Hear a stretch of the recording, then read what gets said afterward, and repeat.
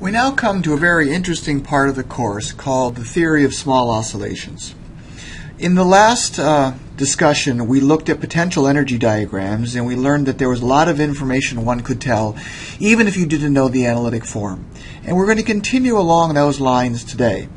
In particular, we're going to concentrate on points of stable equilibria. There are 3 points of stable equilibria here, A, B, and C. And we'll remember that the force is equal to the negative of the derivative, or the negative of the gradient of the potential, evaluated at an equilibrium point.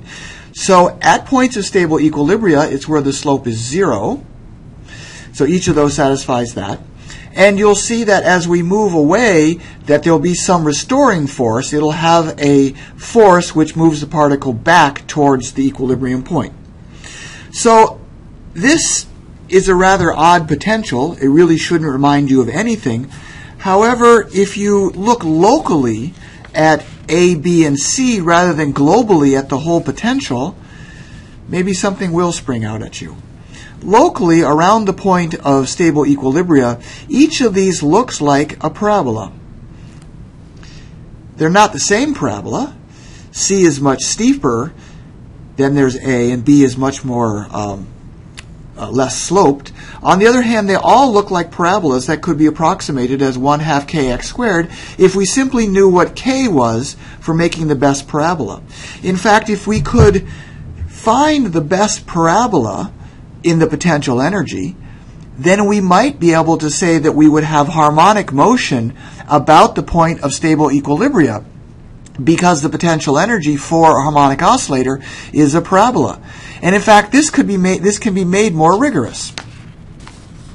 How do we go about finding the best parabola about the point of stable equilibrium? Well, you really want to approximate the function near a stable equilibrium point and see how well a parabola fits to that. Clearly, this calls for a Taylor series expansion. So we're going to expand the potential energy function around a point of stable equilibria. Delta is going to be the displacement from the equilibrium point. The approximation for the function near the stable equilibrium point is the function evaluated at the stable equilibrium point plus the derivative at the stable equilibrium point, the first derivative, times delta, plus 1/2 the second derivative, delta squared, plus 1/6 the third derivative evaluated at the equilibrium point, delta cubed, etc. There are an infinite number of these terms.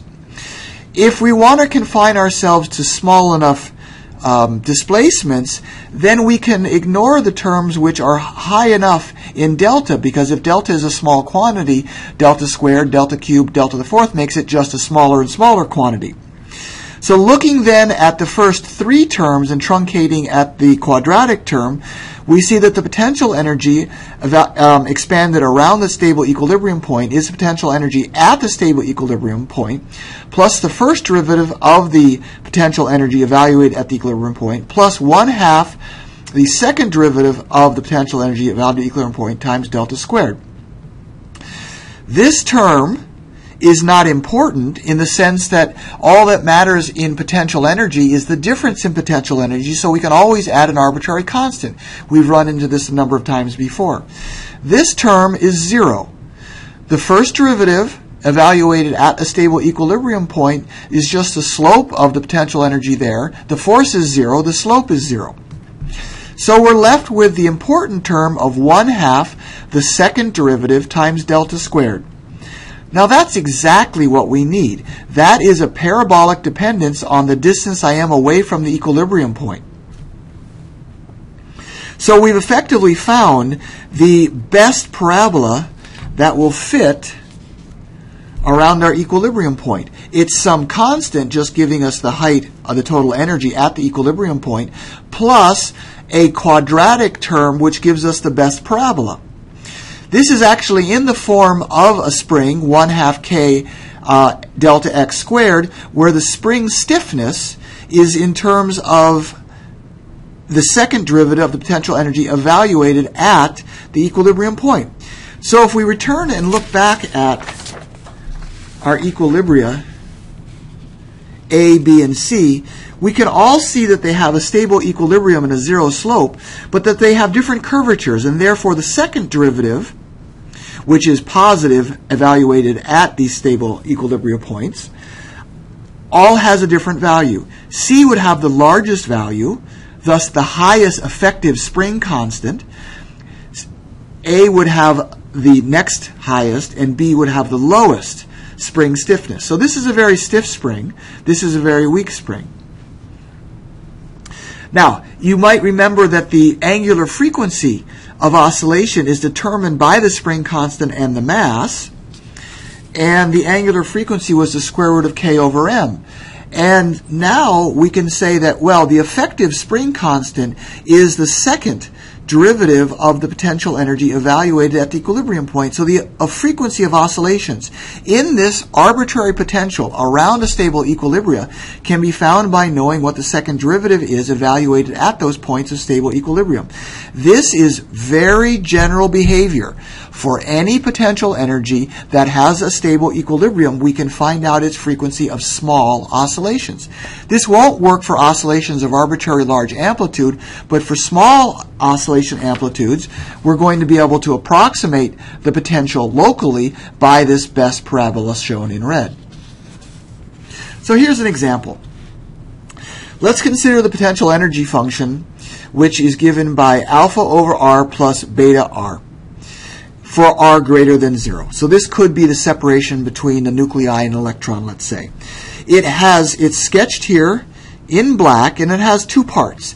It has an attractive part, which is given by beta r, and it has a repulsive part, which is given by alpha over r, and I've shown those in red. So there are two pieces here, which when added together give you this black curve for the potential. The units of alpha have to be an energy times a length. The units of potential energy are clearly energy, so alpha has to be energy times length, and beta, the units have to be energy per length, so that when I multiply by r, I get an energy. All right? So we have this potential energy. What we want to do is to find the best parabola that fits near the equilibrium point. So the first thing we should do is we should find the point of equilibrium here. We should find the spot where the slope is 0. So we do that by taking the derivative of our potential energy, which we take a derivative of 1 over r to get negative 1 over r squared, and the derivative of r to give a constant. So our potential energy function differentiated is negative alpha over r squared plus beta. We set that equal to 0 and solve it, yields that the equilibrium point is the square root of alpha over beta. So first thing we need to do there is check the units. And if we look at alpha being an energy per length, and we look at beta being an energy times length is alpha, and beta is energy per length, when we divide alpha over beta, the energies cancel out. We get a length squared on top, but we're taking the square root, so we get a length. So dimensionally, this yields a length, which it needs to be. If we evaluate the potential energy at the equilibrium point, then it will give us what the value is of the energy at that point. So we know what our equilibrium point is. Now we're going to find out the energy at that equilibrium point. So just putting R0 back into our potential energy function, putting R0 in there, gives us U of R0 equals 2 times the square root of alpha beta. Again, we can check our units. Alpha beta multiplied together have the units of energy squared. We're taking the square root of that, and so we get an energy. So what we have done is we've located the point of equilibrium, and we've found the constant value of the potential energy at that point. Carrying on further, what we now need to do is to find the curvature around that point, having located its equilibrium position and its equilibrium energy. So we take the second derivative of our potential energy function, and that yields 2 alpha over r cubed.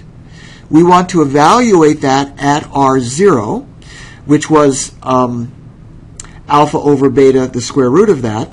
So evaluating, putting r0 equals that, we get 2 alpha over beta to the 3/2 power. Simplifying this, we get 2 times the square root of beta cubed over alpha. Once again, you can check the units, and you'll see that they are energy divided by a length squared. Well, that's what we want here. We want to have the second derivative of potential energy, so that would be this would be du by dx squared, so that would be energy per length squared.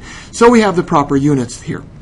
So now we can write the best harmonic approximation, or the best parabolic potential, which is near our equilibrium point, is equal to u evaluated at the equilibrium point, which we found was equal to 2 square root of alpha beta, plus 1/2 u double prime evaluated at the equilibrium point, which is equal to beta cubed over alpha square root, the 1/2 here and the 2 cancel out, that's that factor going away, then times r minus r0 quantity squared. So r minus our equilibrium position, the square root of alpha over beta squared. So I can't plot this function without putting in some values, so I'm going to put in values of alpha equals 1 and beta equals 1, and then we can plot this. Simplifying this using alpha and beta equal to 1 give me the parabolic approximation for the potential energy as 2, a constant, plus r minus 1 squared. Here I've graphed a blow-up of that region. R0 was 1, U0 was 2, and the red curve is the harmonic approximation. The black curve is the real anharmonic potential, and you can see that near R0, the red curve and the black curve are very close to one another, so we have a good harmonic approximation there. That being the case, we can find out what the frequency of oscillations are by knowing that the angular frequency is equal to the square root of k over omega, which is the square root of the second derivative of the potential energy evaluated at R0. We already determined what that was. We can just substitute this in, and we find that omega for the frequency of small oscillations is equal to the square root of 2m times the fourth root of beta cubed over alpha. And once again, we can check and see that the units there are 1 over time. The frequency is then just omega divided by 2 pi, and so we can do that. And so now we know the frequency of small oscillations for this anharmonic potential, as long as the energy is small, is close to the energy of the equilibrium point. Turns out that is very, very often the case in point in physics, is that you are expanding around the equilibrium point. You have an energy that's just above the energy at equilibrium, so your oscillation amplitudes are small. This is true of atomic vibrations. This is true of molecular vibrations. This is true of oscillating instruments. It's true of many, many systems where the potential energy is only needed to be known near the points of equilibrium. So this, I cannot emphasize enough, is a very important concept, that by just simply being able to find the best harmonic approximation, you can discover an enormous amount of information about the system, even though you're only looking locally to its equilibrium point.